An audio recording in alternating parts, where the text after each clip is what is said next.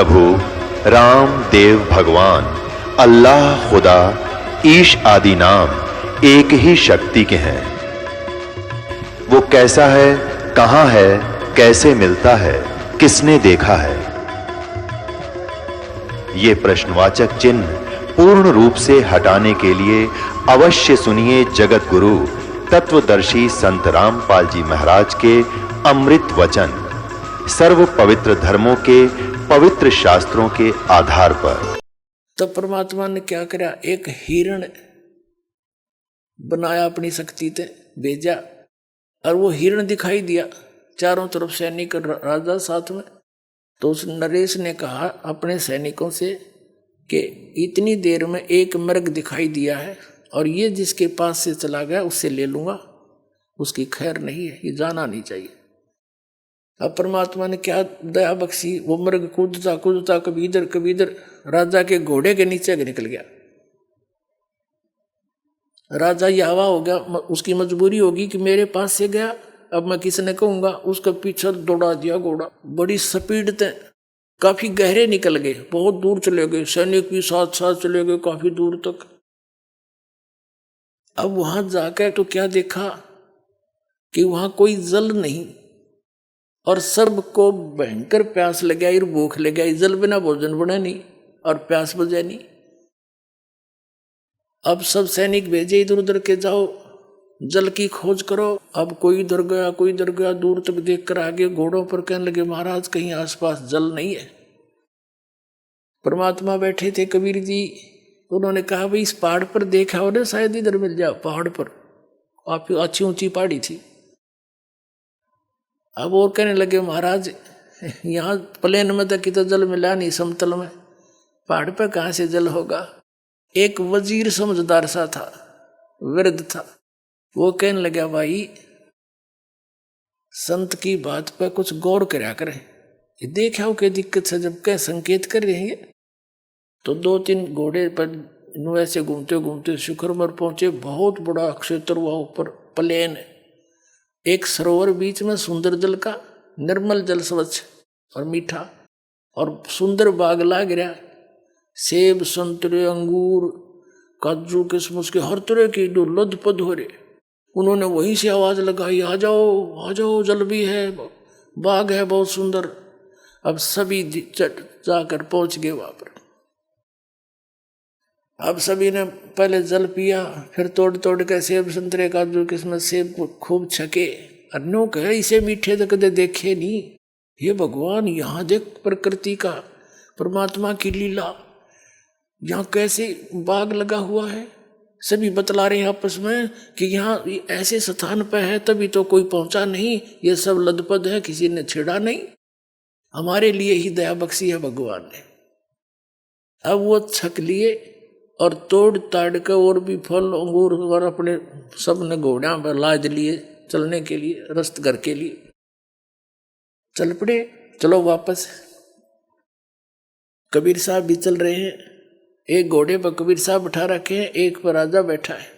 एक थोड़ी सी दूर जाकर के राजा कहता है हे गुरुदेव देखो परमात्मा की कैसी लीला, इस पहाड़ के ऊपर बगीचा और कैसा बाग, कैसी मेवा, कैसा सुंदर जल। देखो पीछे देखा, सैनिक भी देखने लगे, राजा देख रहा था, वहां कुछ भी को नहीं, सूखे पत्थर पड़े। एकदम सारे वापस खड़े हो गए, वहां घूमा धक्के खाओ, कहाँ गया वो जल कहाँ गया, वो मेवा कहाँ गई। परमात्मा बोले जहां से आई थी वहां गई भाई।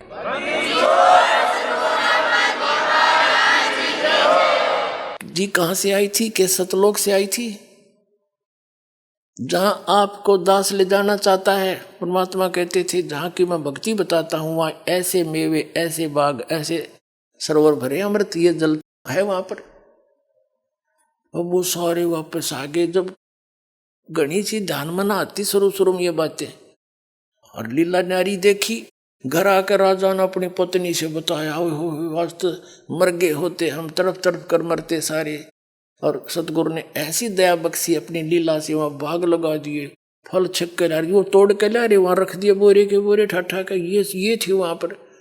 हर मुड़ कर देखा वहां कुछ नहीं पाया। ऐसे ऐसे हमारे भगवान अब गुरु जी ऐसे शक्तिशाली हैं, ऐसे चमत्कारी है। रानी ने भी नाम ले लिया। उसको फिर थोड़ी सी दृढ़ता हुई। परमात्मा बोला अब प्रथम नाम ले तू, अब तेरी थोड़ी बहुत बुद्धि लगेगी भक्ति में। अभी तू तो बकवाद कर रहा था, तेरा नाम खंडित है। अब दोबारा नए सिरे से प्रथम मंत्र दिया। कुछ दिनों के बाद फिर उसकी श्रद्धा अजब बन गई। फिर दूसरा मंत्र सतनाम दिया। फिर कुछ दिन के बाद भक्ति बढ़ने से अंतःकरण के मैल हट जाते हैं, फिर जिज्ञासा बढ़ जाती है, चाह बढ़ती है भगवान की। सतनाम से प्रबल इच्छा होती है कि भगवान आप सार नाम भी को थे, सार नाम दूंगा। परमात्मा बोले भाई योग्य हो जाएगा जब मिलेगा, यो इतनी जल्दी ना दूं।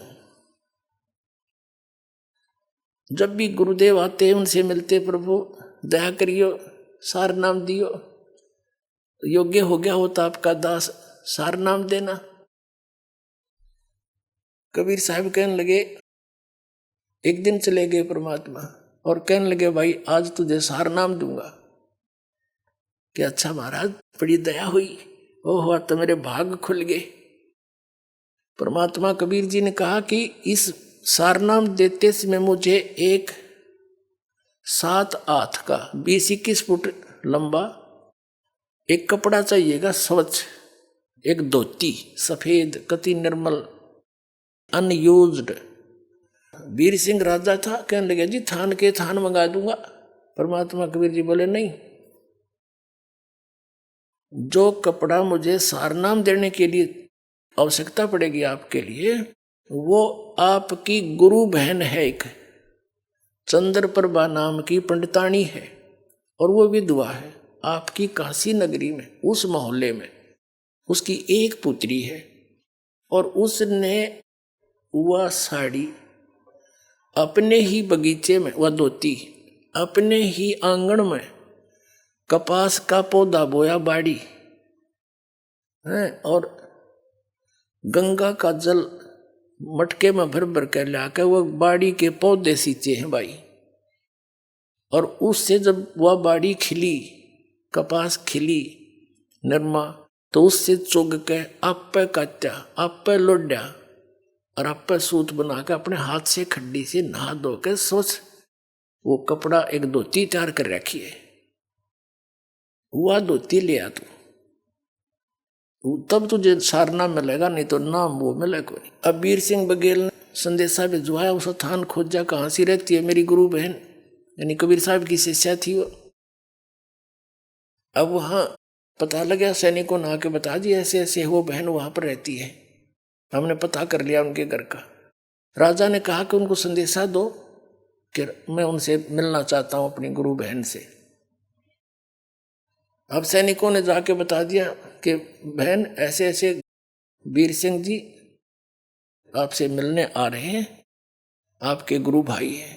उसको पता था इस बात का कि वो है तो गुरु भाई, पर राजा का दिमाग तो राजा के हिसाब से, और मेरे पास आ रहा है, कोई कुबद ना कर दे भगवान, हे प्रभु मेरी रक्षा करियो, कोई मन में खोट लेकर ना आ रहा हो। नहीं, राजा तो राजी खुशी तो आया नहीं करे गरीब के घर में।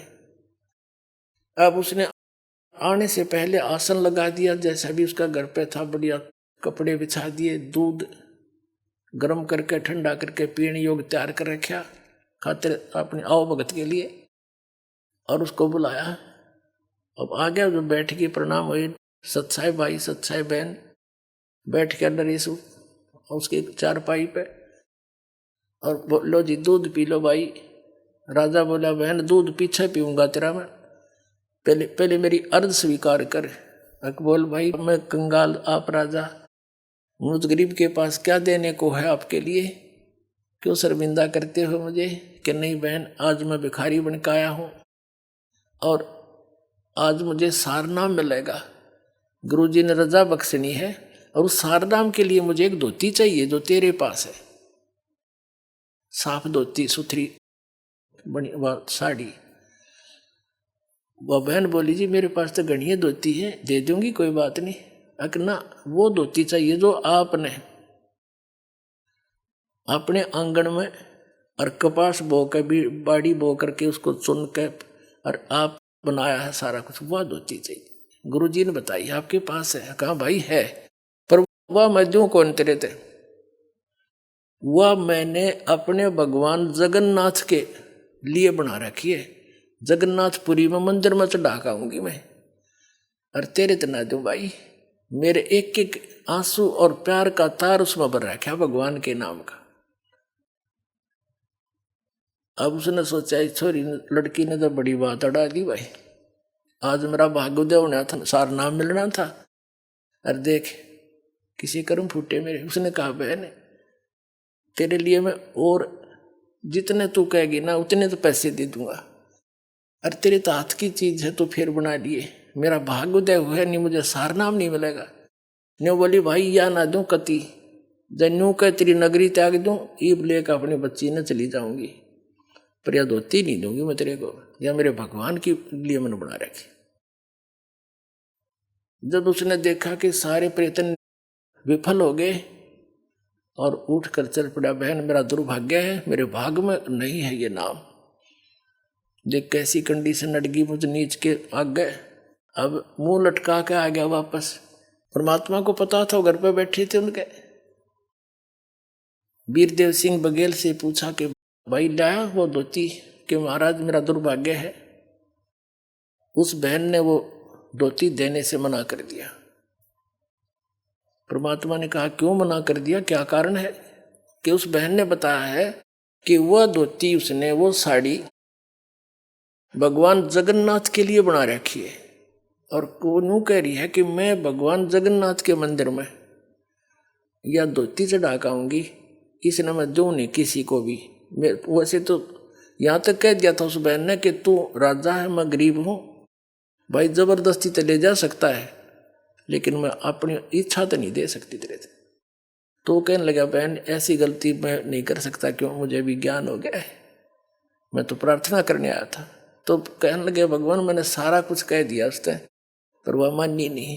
मेरा दुर्भाग्य है, आपने ऐसी शर्त रख दी, और मैं कर्महीन इंसान हूँ, मैं कर्महीन इंसान हूँ, मुझे सार नाम मिला नहीं, मेरा मोक्ष नहीं हो सकता।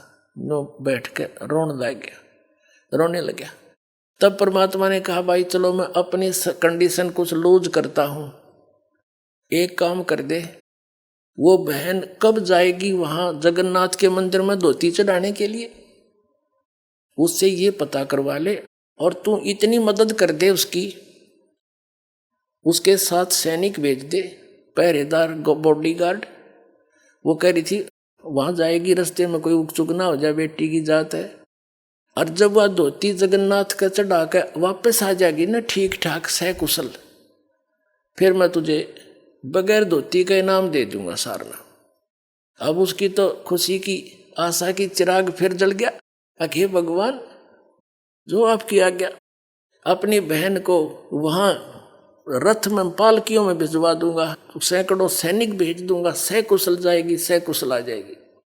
उसने संदेशा भेजा और पता करवाया बहन कब जाएगी, पता करके आओ।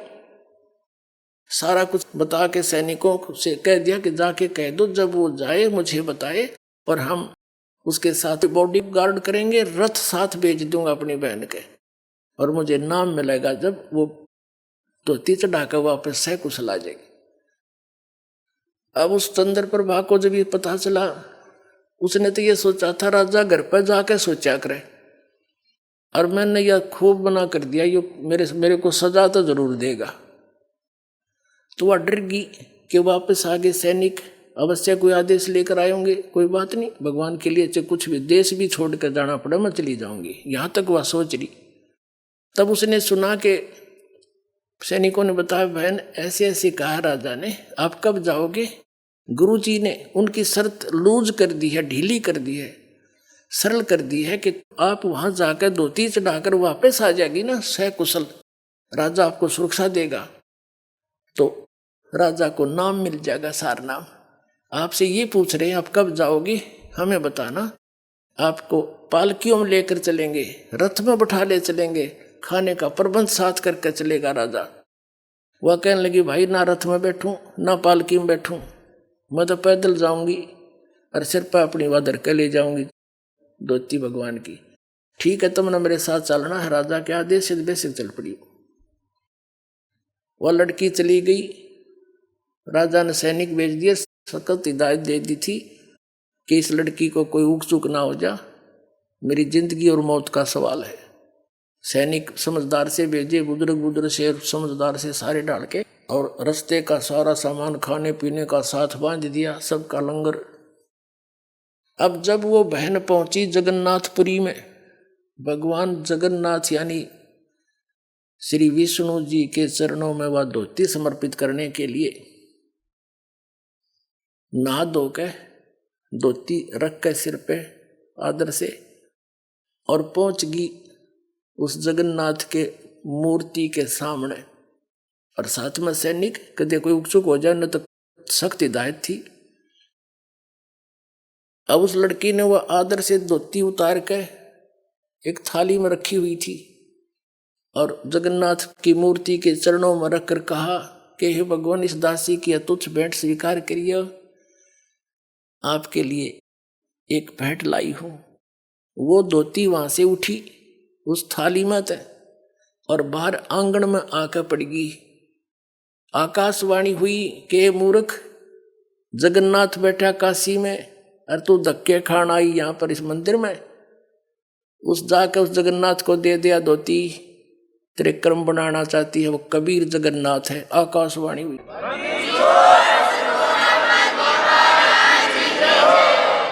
वो है जगत का स्वामी, कुल का मालिक है, और उसने छोड़ के तुम यहाँ आई इस पत्थर पे माथा टेकन, ले जा इसको, मुझे स्वीकार्य नहीं है। अब वो तो वहीं से लगी थी रोने, उठा कर धोती फिर सिर पर रख ली, वहीं से लगी थी रोने, हे भगवान मैं किसी नीच हूं। अब परमात्मा ने एक तीर से दो शिकार करे। हम इसे अनजान थे उस समय, हम कबीर साहब को तो एक गुरु और संत मान्या करते, और जगन्नाथ को, भगवान श्री विष्णु जी को गुरु कबीर साहब और भगवान हो जगन्नाथ। अरे फुटे बाग मारे। और राजा वीर सिंह के अंदर भी इतनी श्रद्धा ना थी, वो ठीक सा भगत था, पिछले संस्कार अच्छे थे, और जब उसको भी सार नाम के योग्य बनाना था मालिक ने, क्यों जब तक कहते हैं गुरु मानुष कर जानते ते नर कहिए अंध, वो दुखी संसार में आ गए यम के फंद। राजा भी कबीर साहब को तो एक संत मानने था, विष्णु जी और इनको ही भगवान मान रहा था, निराकार को, क्योंकि भगवान कबीर साहब ज्ञान देते रहे, सारा कुछ करते रहे, चमत्कार भी दिखाते रहे जो भगवान किया करता है। लेकिन हमारी बुद्धि उस रंग से हटी नहीं, क्योंकि हम शिक्षित नहीं थे। अब वो लड़की वापस आई, पहले गई कबीर साहब की कुटिया में, वहां से पता चला कि उस दिन भी परमात्मा 10-15 दिन के बाद फिर उसके वीर सिंह के उसमें दरबार में बैठे थे घर पे। पता था मालिक को कि आज आवेगी, वह धक्के खान गई थी। वहां से पता चला कि कबीर साहब तो वीर सिंह के घर गए हैं परमात्मा जी। वह लड़की वहीं पहुंची रोती हुई, इतनी बुरी तरह रो, कपड़े भीज रहे आंसुओं से, और वह धोती धर के चरणों में कबीर परमात्मा के इसी बुरी तरह रोए, मुंह तो जुबान नहीं निकला उसके, बोला नहीं जा, कंठ रुंध गया। अब वीर सिंह ने चिंता होगी कि इस लड़की को किसी ने कुछ कह दिया, और ये सैनिक साथ मरे थे, इन्हें क्यों नहीं ध्यान रखा, मेरी तो इज्जत का नाश कर दिया, मुझे सारा नाम नहीं मिले। उन सैनिकों को बुलाया एक साइड में, रन्य कमियों की तो मर गए थे तुम, क्या हो गया इस बहन को? तब वो किसी ने क्या कह दिया इसको, तुम्हें कहा था सुरक्षित लाना। तब उन्होंने कहा महाराज किसी ने कुछ नहीं कहा, हम साथ थे वहां से यहाँ तक। उन्होंने सारी घटना बताई कि इसने जाकर के बहन ने धोती चढ़ाई मंदिर में, वह धोती वहां से उठी और बाहर पड़ी मैदान में आके आंगन में।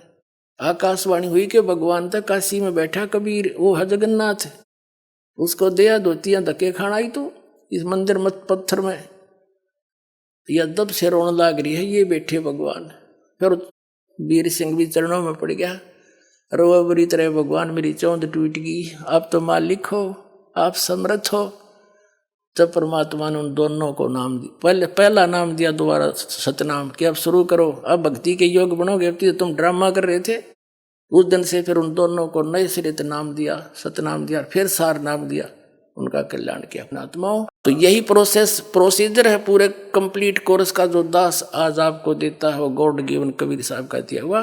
कल्याण करवा लो, समय है। बोलो सतगुरुदेव की जय हो।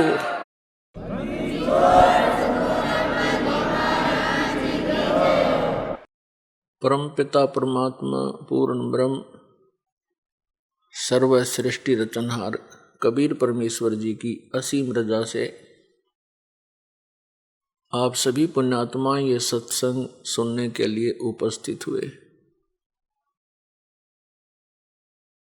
सौभाग्य आपका, परमेश्वर ने आपको इतना समय परमात्मा की चर्चा सुनने के लिए दिया।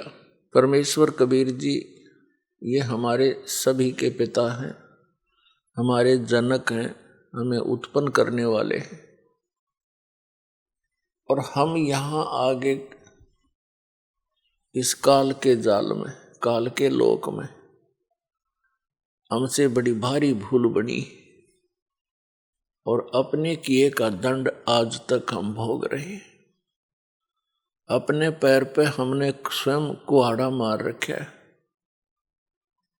अब वो दयालु परमात्मा हमारे लिए भटक रहे हैं, यहाँ आते हैं, अपना ज्ञान कराना चाहते हैं, हमें ये बताना चाहते हैं कि आप यहाँ के वासी नहीं हो, ये लोक ठीक नहीं है, यहाँ आप स्थायी नहीं हो। लेकिन आप जी ने इसका कोई विकल्प नजर आया नहीं। आप जी ने इसी व्यवस्था को अंतिम मान के, इसी की अपनी मर्यादा बना के और यहाँ जन्मते मरते रहते हो, कष्ट पे कष्ट उठाते रहते हो। और कोई भी व्यक्ति नहीं चाहता मैं दुखी हूं, कोई नहीं चाहता मेरी मृत्यु हो, कोई नहीं चाहता मैं वृद्ध हूं, और सारा कुछ हो रहा है। हम देख भी रहे हैं कि सभी वृद्ध हो रहे हैं, सबकी मृत्यु हो रही है और कष्ट भी हो रहे हैं, और फिर भी हम ये सोचते हैं हमें नहीं होने चाहिए। ये अच्छे से नहीं लगते। वृद्धावस्था सबसे बड़ा कहर है इस प्राणी के ऊपर। और जो परमात्मा कबीर जी की शरण में आ जाते हैं, इस दयालु भगवान की भक्ति से इनको बहुत सहारा मिलता है। वृद्धावस्था में शरीर में रोग कम होते हैं और परमात्मा की भक्ति के सहारे इनका शरीर ठीक चलता रहता है। और जो परमात्मा कबीर जी की शरण में नहीं आते हैं, वो वृद्धावस्था के अंदर एक महान कष्ट को भोगते हैं। हम रोगी हो जाएं तो भी हम स्वीकार कर रहे हैं, और वृद्ध हो जाएं तो भी हम कोई दिक्कत नहीं। लेकिन जब मृत्यु का टाइम आता है, मृत्यु का नंबर आता है, तब हमें अच्छा नहीं लगता। क्योंकि मुश्किल से सारा जीवन लग के तो एक परिवार बनाया, फिर एक घर बनाया, करीब चालन की तैयारी होगी। बताइए कोई सांग होया? ये क्या व्यवस्था, खा के ये व्यवस्था, और ये पता ये कंपलसरी होगा। तो इसका कारण क्या है? हम चाहे कितने दुखी हैं, मृत्यु नहीं चाहते। क्यों नहीं चाहते? क्योंकि ये कोई बढ़िया बात थोड़ी है, सारा जीवन ये जोड़ जाड़ कर बनावा, सेटिंग सी करें, इतना मृत्यु हो जाती है।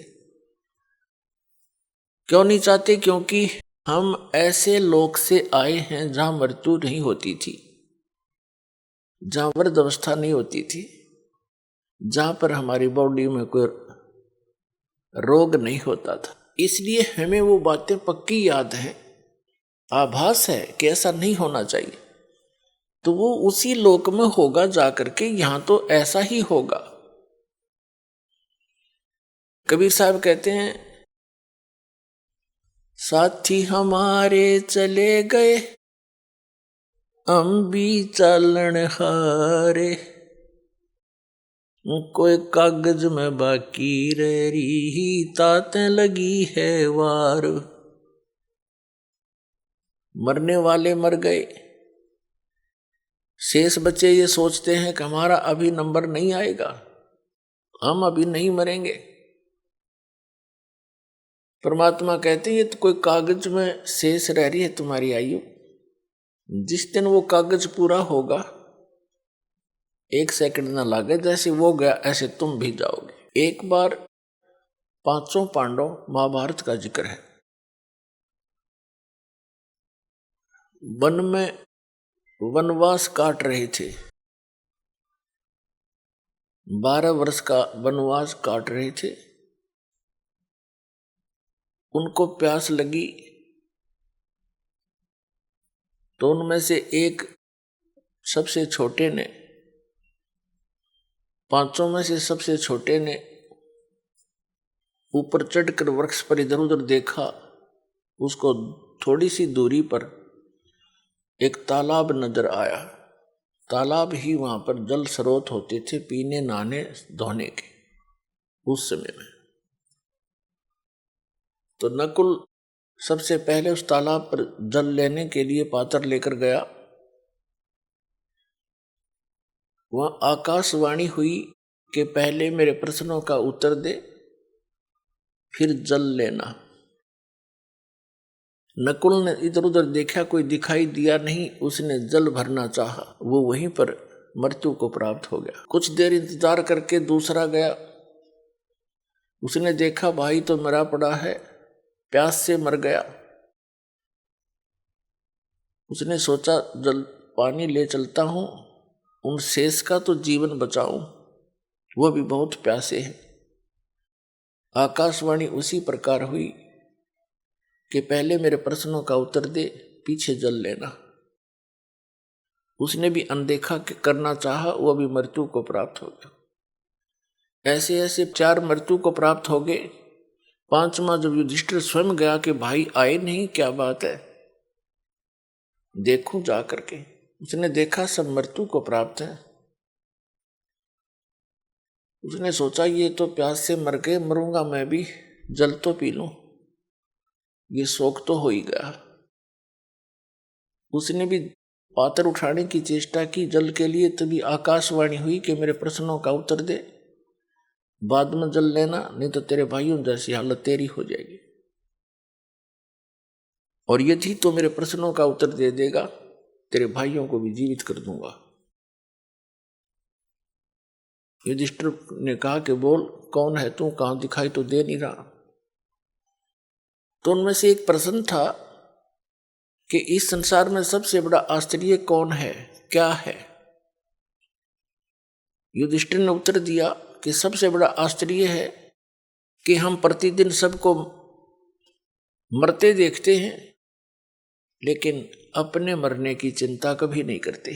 तो कहने का भाव यह है पुण्यात्माओं, हम और मर जाओ सारे, पर आप जीवित रहे बस ठीक से। और वो भी तो यही सोच रहे थे, ठीक है फलाना मर गया कोई बात नहीं, उसको ये हो गया था वो हो गया था, अटकलबाजी सी, और चलो।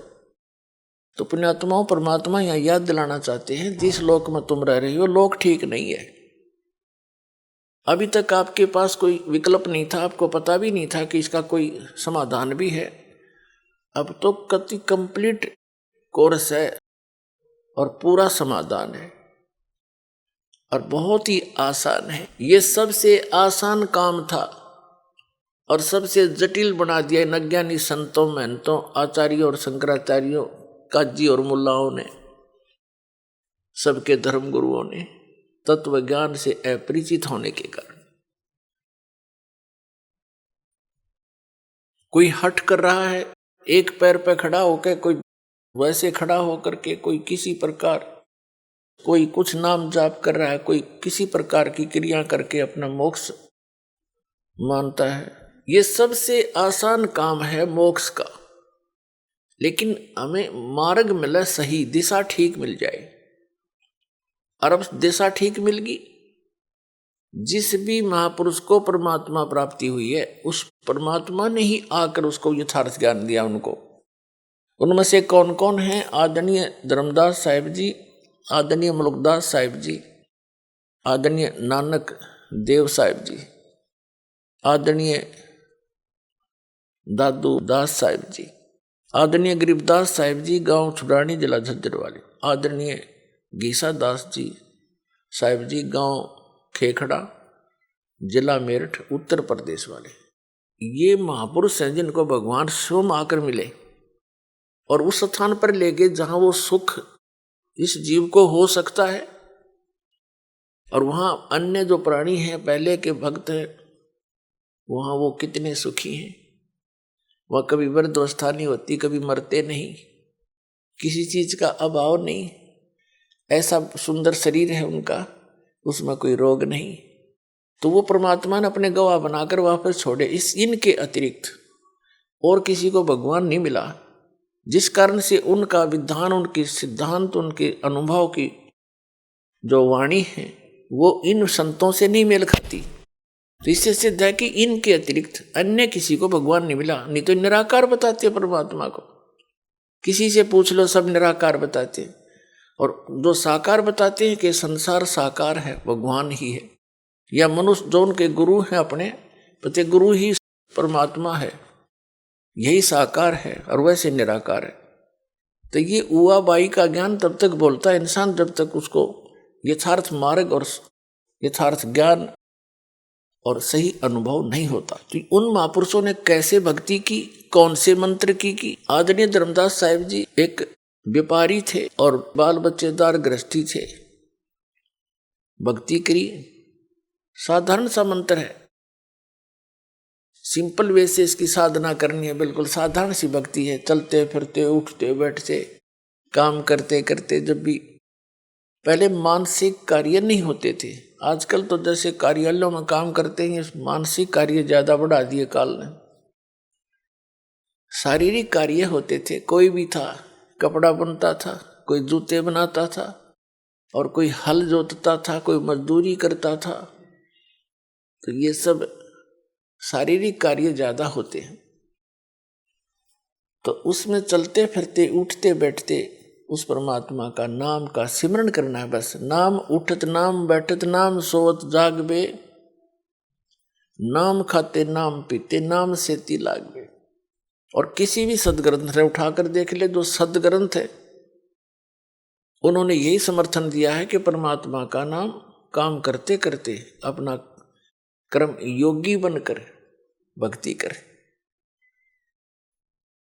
और काम छोड़कर बैठ गया तो तेरा निर्वाह कैसे होगा, गीता में यहां तक कहा है। तो अब वो मार्ग आपको मिल गया है, इसको स्वीकार करो और कल्याण करा लो, बहुत आसानी से बनेगी बात। अब क्या बताते हैं, परमात्मा के साथी हमारे चले गए, हम भी चालन हार, कोई कागज में बाकी रह रही, तात लगी है वार। पतझड़ आवत देख कर बन रोवे मन माही, ये ऊंची टहनी पात थे अब पीले हो जाए। पात झड़नता ये कहे सुन भई तरवर राय, अब के बिछुड़े नहीं मिले ना जाने कहां गिरेंगे जाए।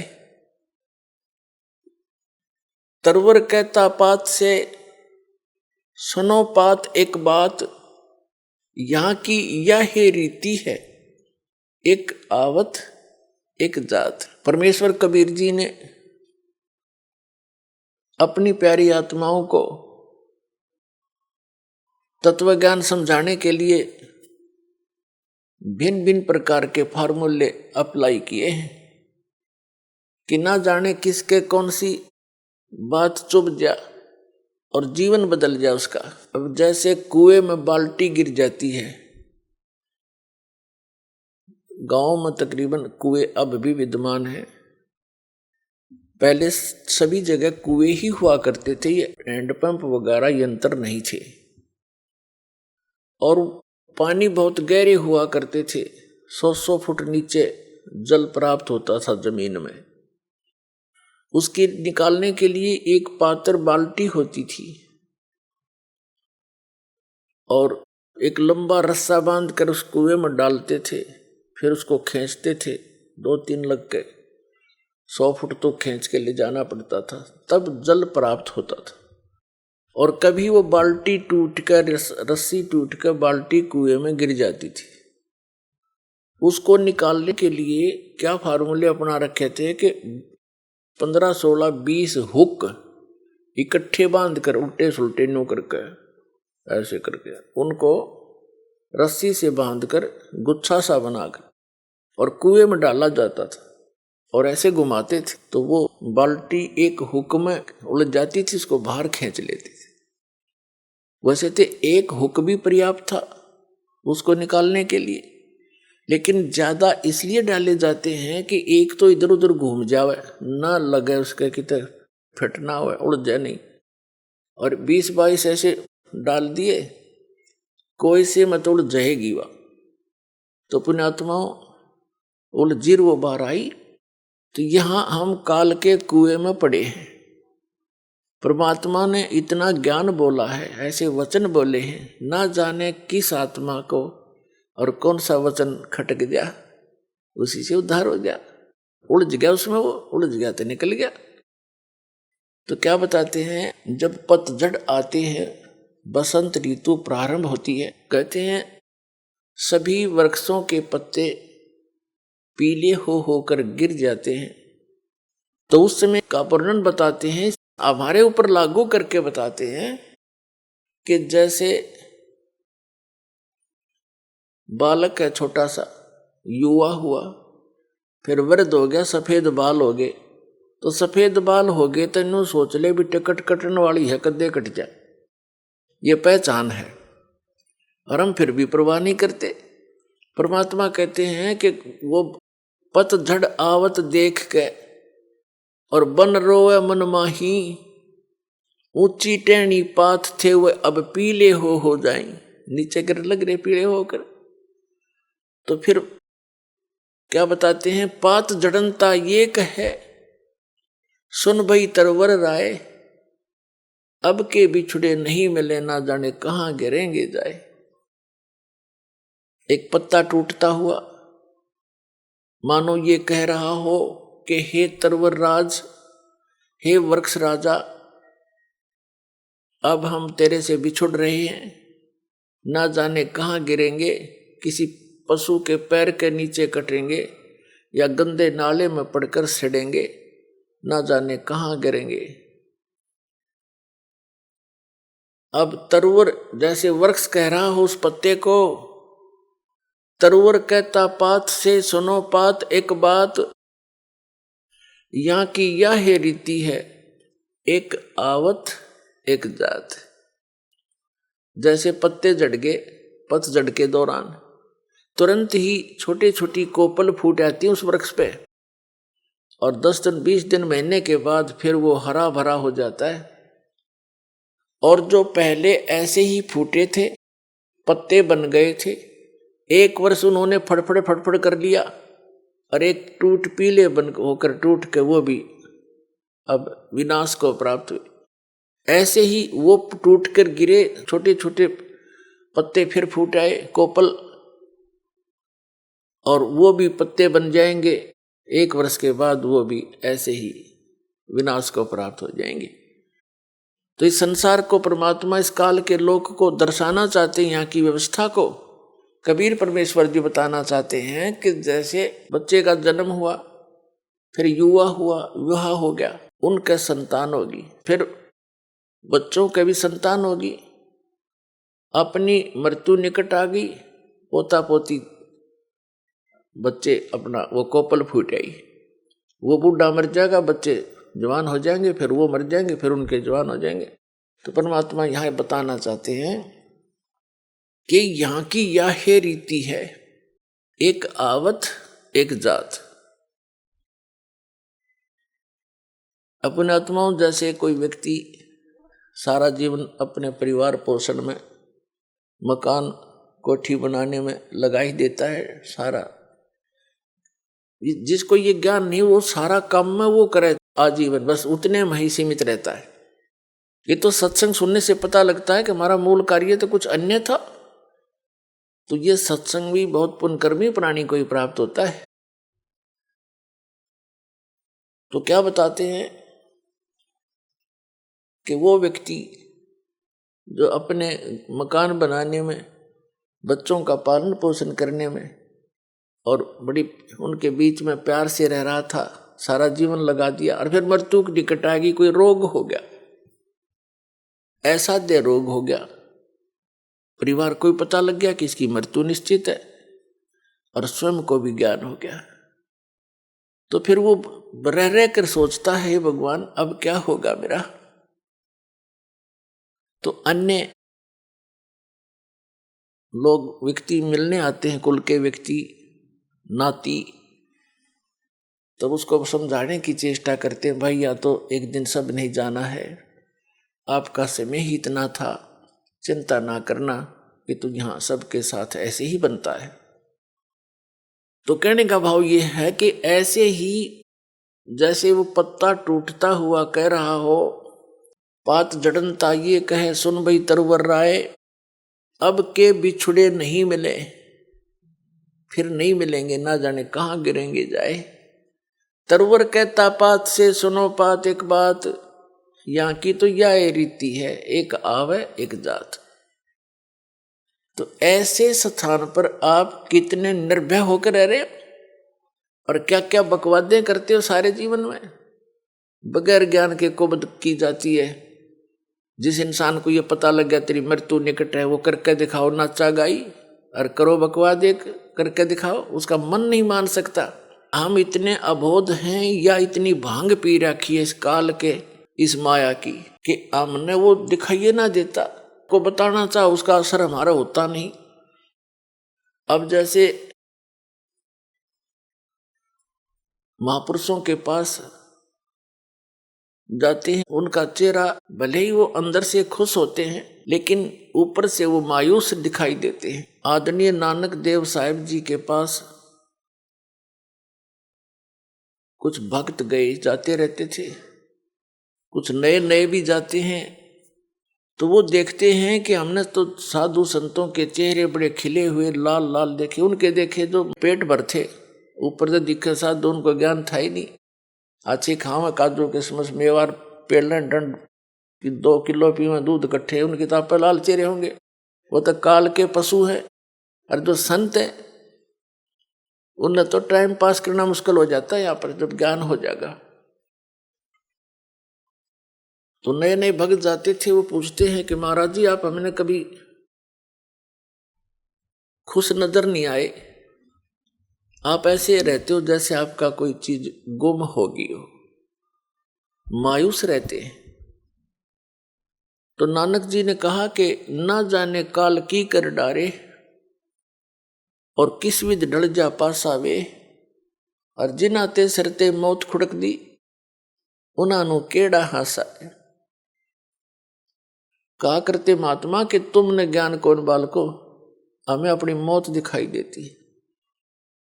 1 मिनट में 1 सेकंड में ना जाने काल के बिजली गिर दे किस क्षेत्र में डाल दे। सामने ठीक ठाक सोए थे, उड़ीसा में एक बार साइक्लोन आया था, ये बहुत जबरदस्त, पानी समुद्र का जल हवा के वेग से 30-40 फुट ऊंचा उठकर अरे से चल पड़ता, फुल स्पीड से 200 किलोमीटर प्रति घंटा की स्पीड से, और वो इतना प्रेशर से चलता है, जिस क्षेत्र में से गुजरता है उनके मकान मकोन सबको तहस नहस कर, और जो जितने भी उसके अंदर होते हैं सभी पानी में डूबकर मर जाते हैं, उनको कहीं इधर उधर जाने का समय नहीं मिलता। और वो सभी इसी तरह लगे हुए थे जैसे शेष बच्चे भी लग रहे हैं, ये कर दूंगा वो कर दूंगा फलाना कर दूंगा, उस पर ऐसे कर दूंगा, ये कोठी बनाऊंगा। जो बनाना था वो प्रारंभ भी नहीं कर पाते, ये करना था जो भक्ति करो, परमात्मा ने याद रखो, और समर्थ की शरण में आने से ये आपदाएं भी टला करती हैं। तो क्या बताते हैं, ना जाने काल की कर डारे किस विध ढल जा पासावे, और जिन्हां ते सरते मौत खुड़क दी उन्हां नु केड़ा हासावे। हमने तो भाई अपनी मौत दिखाई देती है, और ना जाने यहाँ क्या बिजली गिर जा, और इसलिए सावधानी बरत रहे हैं, और वहां जाने की चिंता है कोई गलती ना हो जाए और फिर काल के जाल में फंसे रह जाए। फिर उन्होंने पूछा कि भक्तों ने पूछा क्या आप सदा ऐसे रहते हो, क्या आपको कभी खुशी नहीं होती? संतों की जो खुशी है वो आत्मिक होती है, ऊपर लोग दिखावा नहीं होता। नानक साहब जी कहते हैं साध मिले साढ़े शादी होंदी और विछड़ जा दिलगिरी वे, अख दे नानक सुनो जहाना मुश्किल हाल फकीरी वे। जब मुझे मेरे भक्त मेरे साध संगत आती है, सत्संग होता है, तो मेरी खुशी का ठिकाना नहीं होता, लेकिन वो दांदरे काट कर नहीं, अंदर से खुशी होती। साध मिले साढ़े शादी होंदी और विछड़ जा दिलगिरी वे, और जब ये चले जाते हैं भक्त तब मुझे दिलगिरी होती है और चिंता सताने लग जाती है। किस चीज की? कि इनको मुश्किल से मैंने लाइन पर लाया है, विकारों से रहित किया है। उस परमात्मा सचखंड में सतपुरुष को सतलोक को मैं जाकर के देखा है, उससे प्राप्त ज्ञान के आधार से मैं इनको ज्ञान दे रहा हूँ। क्योंकि आदरणीय नानक देव साहिब जी पहले हिंदू धर्म में जन्मे थे, श्री राम कृष्ण के कट्टर पुजारी थे, और ब्रजलाल पांडे के पास वो गीता पढ़ा करते थे, उनसे दीक्षा ले रखी थी। जब परमात्मा आए उनको सतलोक लेकर गए सचखंड बेई नदी से, एक साधु रूप में आए थे, जिंदा महात्मा के रूप में, परम अक्षर पुरुष सतपुरुष, और उनको साथ लेकर सतलोक गए सचखंड, फिर वापस छोड़ा था। 3 दिन तक वो अचेत कहीं गुप्त रखे थे, उनका शरीर आत्मा को लेकर गए थे। तो उन्होंने आकर जो भी उस मालिक से वार्ता हुई, जो भी उनका आदेश था कि ऐसे ऐसे इन पुण्यात्माओं को आप भक्ति मार्ग पर लाओ, मेरा ज्ञान बताओ, और इनको केवल इतना ही अभी स्टार्ट करना, जैसे पहली कक्षा के बालक को वो ABCD ही सिखाई जाती हैं, ए आ ईड़ा उड़ा ये सिखाए जाते हैं, इसे आगे वो ग्रहण भी नहीं कर सकता। तो उस समय भगत समाज की ये स्थिति थी कि एकदम एक समाज से हटकर अलग से कोई क्रिया करना कोई बालकों का खेल नहीं होता। पूरा हिंदू समाज विरोधी बन गया, वो पांडे भी विरोधी हो गए, खुद पिता भी कालू राम मेहता जी भी विरोधी हो गए उन नकली गुरुओं के बहकाने सिखाने से कि ये तो ब्रह्मा विष्णु महेश को भी नहीं मानता, ये तो शंकर जी की पूजा भी नहीं मानता, ये इससे ऊपर भगवान बताता है, नास्तिक पैदा हो गया। लेकिन उन्होंने परवाह नहीं की, आंखों देख रहे, कौन माने उनको तुरुआ की बता, फिर जिसने आंखों देखा भगवान को। तो इसलिए वेदों में वर्णित है कि वो सतपुरुष स्वयं आता है यहाँ, अपने अच्छी आत्मा को मिलता, जो दृढ़ भक्त होते हैं, तो उसको अपने से परिचित कराता है, उनको उपदेश देता है। आइए अब हम उन श्रद्धालुओं के अनुभव जानते हैं जो जगत गुरु तत्वदर्शी संत रामपाल जी महाराज जी से दीक्षा प्राप्त कर चुके हैं तथा उनके द्वारा बताए गए भक्ति मार्ग पर चल रहे हैं। नमस्कार जी। सत साहिब। क्या नाम है जी आपका? नसीम खान। बहन जी कहाँ से हैं आप? मध्य प्रदेश, MP जिला मुरैना। संत रामपाल जी महाराज से नाम दीक्षा आपने कब ली? संत रामपाल जी महाराज से हमने 2017 में नाम दीक्षा ली। संत रामपाल जी महाराज से नाम दीक्षा लेने से पहले आप क्या भक्ति साधनाएं करती थी? जो हमारी समाज में बचपन से नवाज रोजे अल्लाह अल्लाह बस यही करते थे। तो फिर क्या कारण बना कि आप मुस्लिम धर्म से संत रामपाल जी महाराज से आपने नाम दीक्षा ली? बहुत परेशान रहते थे, बहुत परेशानी रहती थी, नमाज पढ़ते रहते थे। हमने एक हमारी समाज में जो मतलब पीर होते हैं वो हमारे पिताजी थे, उनको हमने अपना वो बना रखा था। वो हमको नमाज़ों की सूरतें बताते थे, पढ़ने को बताते थे, रात में नमाज की इबादत बताते थे, वो करते थे। फिर भी परेशानी दूर नहीं होती थी। मेरे पे 3 बेटी 1 बेटा है। बेटियों पे भूत पलीत का साया रहता था, परेशानी बहुत रहती थी। मेरे हस्बैंड को फालिस भी मार गई थी। मैं अपने बच्चों का बहुत मुश्किल से पालन पोषण करती थी और जो पीर बनाए थे उनके बताए रास्ते पे चलती थी। फिर भी दिन पे दिन परेशानी आती थी और उसके सिवा हर वक्त रोना राट बहुत परेशान रहते थे। मेरी बड़ी बेटी ने हिंदू समाज में शादी कर रखी, उसकी वजह से हमारे घर वाले बहुत खिलाफ हो गए। हमको बहुत लड़ने भिड़ने लगे, फिर हमने अलग रहने लगे। ऐसे हम बहुत परेशान रहते थे भगत जी। मगर जो हमने जो पीर बना रखे थे वो हमारे साथ रहते थे, उनकी हम बहुत अच्छे से सेवा करते थे। और पीर जो हमने बना रखे थे हमारे पिताजी, वो हमको ऐसे बताते थे ये पढ़ो तो इससे सट्टा लंबर जाने क्या होता है, वो उससे पैसा मिल जाएगा जी, मिल जाएगा। वो भी हम कर रखते थे, फिर भी हम बहुत परेशान रहते थे और कोई लाभ नहीं मिलते थे। फिर हमारे जो दामाद हिंदू समाज में करे थे वो छोड़ के भी चले गए। बच्ची थी 3 महीने की और हम ज़्यादा परेशान रहने लगे अल्लाह अल्लाह कर करके। फिर एकदम हम कलियर शरीफ दरगाहों पे, मज़ारों पे सब जगह जाते थे, इतनी परेशानी में भी, फिर भी हमको कोई लाभ नहीं मिलते थे। हम अजमेर शरीफ गए, कलियर शरीफ गए और पटियाला में जो भी जहाँ जहाँ दरगाह अच्छी अच्छी थी वहाँ भी जाते थे। अपनी समस्या लेके हमारी कोई पूरी नहीं होती थी और हम परेशान रहते थे। हमें संत रामपाल जी महाराज के बारे में हमारे दामाद जो हिंदू समाज में थे उनने हमको बताया कि ये अपने अल्लाह हैं जी, देखो अपने कुरान शरीफ में जी लिखा है, वो लिखा है। फिर उन्होंने हमें सत्संग भी बताया और सुनाया। हमने कि हमें ले चलो, तो हमें आश्रम लेने गए। हमने कि ठीक है, हमें नाम उपदेश दिलवा दो। फिर हमने नाम उपदेश लिया संत रामपाल जी महाराज से। जैसे कि आपने बताया कि मुस्लिम धर्म में जितनी भी भक्ति साधनाएं होती हैं वो सब करते थे आप अजमेर शरीफ भी गए और भी आपने नाम गिनाए। तो क्या संत रामपाल जी महाराज से नाम दीक्षा लेने के बाद आपके ऊपर जो समस्याएं थी वो ठीक हुई? संत रामपाल जी महाराज से जो हम इतने परेशान रहते थे, उनसे नाम उद्देश्य लेके हमारी सब परेशानी सब दूर हो गई। आज हम बहुत खुशी से हैं, बहुत अच्छे हैं, परमात्मा की भक्ति कर रहे हैं और 2017 से और नियमों से चल रहे हैं और हमें बहुत लाभ मिल रहा है, बहुत अच्छे से रह रहे हैं, सब परेशानी दूर हो गई है हमारी। जो हमारे बेटा नहीं जुड़ा हुआ था, हमने नाम दीक्षा ले रखी थी गुरुजी से, संत रामपाल जी महाराज से, तो उसके ऊपर इतना बड़ा केस लगा था जी वो सर कि हम बहुत परेशान थे और थाने के सामने हम बहुत रो रहे थे और ऐसे रो रहे थे। हमारा एक ही बच्चा है कि जी यानी कौन से केस में लगा देंगे और हमारा बच्चा छोटा है, इतनी समझ में भी नहीं है और ऐसे दुश्मन पड़ गए थे, उसको निकलने नहीं दे रहे थे। हमारी बेटियां, हम बहुत रोते फिर रहे थे। उसने अंदर मन ही मन में वो घबरा गया, उसने मन ही मन में याद करा कि मम्मी किनसे जुड़ी हैं, मैं बाहर निकल आऊँ तो मैं भी मम्मी के संग में चलाऊँगा। मैंने कही ये संत रामपाल जी महाराज गुरुजी मेरे बच्चे को बाहर निकाल दो और ये तो उल्टा सीधा कोई केस लगा देंगे। मेरी बेटियां बहुत डकरा रहे थे, बहुत परेशान हो रहे थे। फिर अचानक में 6 बजे एक ऑफिसर आया, उसने कि क्या है, ने कि ऐसे ऐसे। तो हमने कि सर हमारा बच्चा सीधा है, कुछ नहीं है, फालतू की इन लोगों ने फंसवा दिया है।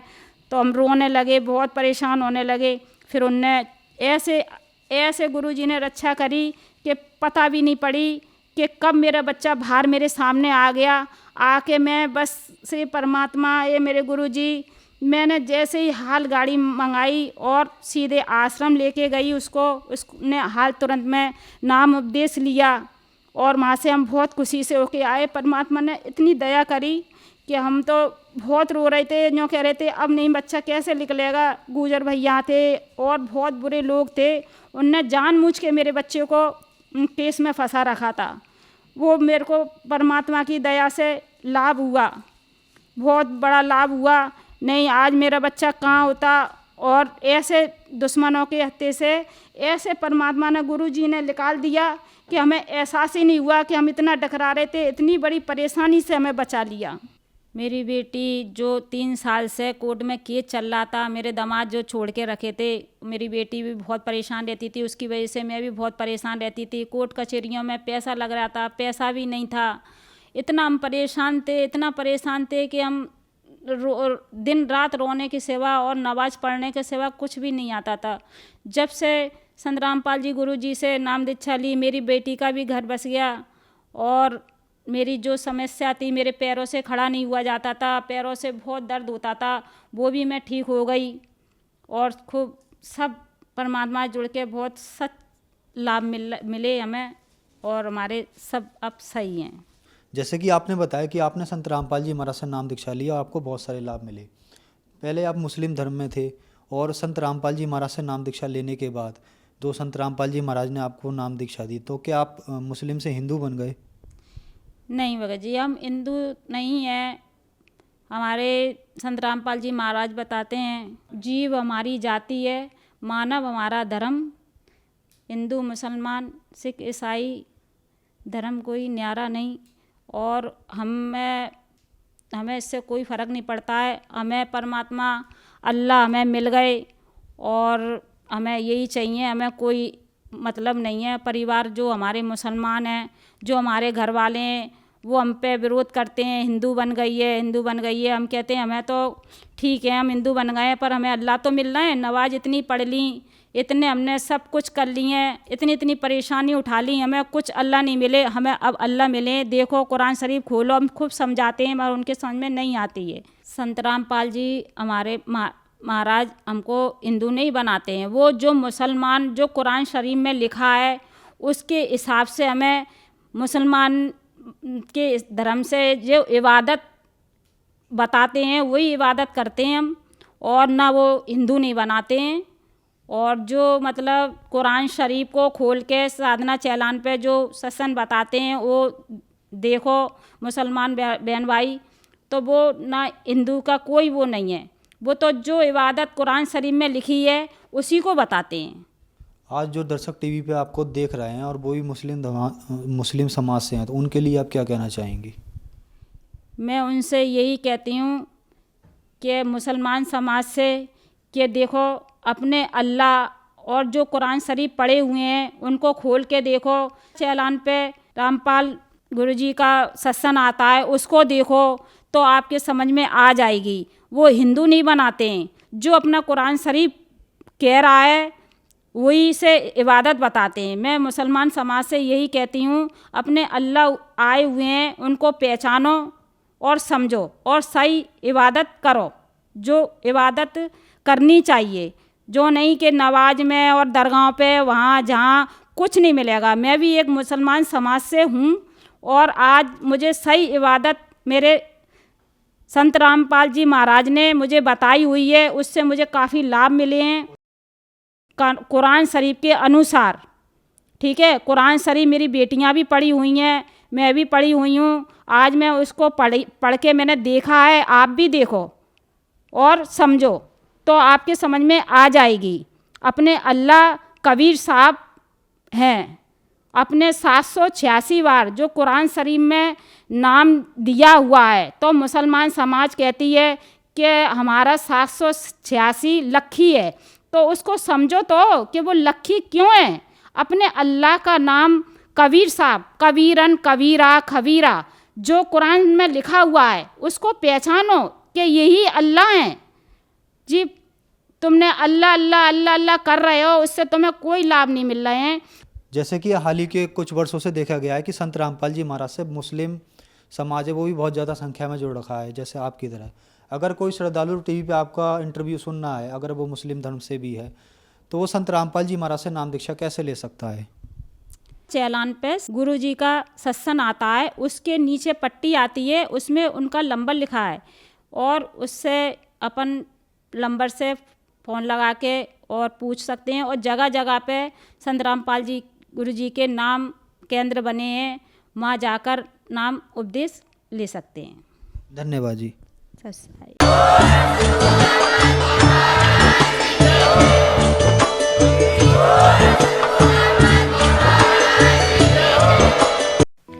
आप सुन रहे थे जगत गुरु तत्वदर्शी संत रामपाल जी महाराज के मंगल प्रवचन। अधिक जानकारी के लिए संपर्क करें।